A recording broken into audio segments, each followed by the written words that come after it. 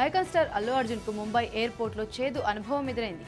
Security check దగ్గర బన్నీ లోపలికి వెళ్లకుండా ఓ కానిస్టేబుల్ ఆపాడు. తాను అల్లు అర్జున్ అని చెప్పినా ఆ కానిస్టేబుల్ వినలేదు. ఐడీలో ఉన్న వ్యక్తి తానో కాదో చెక్ చేయకుండా పంపేది లేదని చెప్పాడు. చివరికి బన్నీ కళ్లద్దాలు, మాస్క్ తీసి మొహం చూపించేదాకా వదలలేదు. ఈ మొత్తం వ్యవహారాన్ని ఓ వ్యక్తి వీడియో తీయడంతో సోషల్ మీడియాలో ఇది వైరల్ గా మారింది. ఇప్పుడు పుష్ప సినిమాతో అల్లు అర్జున్ దేశవ్యాప్తంగా ఎంతో పేరు తెచ్చుకున్నాడు. నేషనల్ అవార్డు కూడా గెలిచాడు.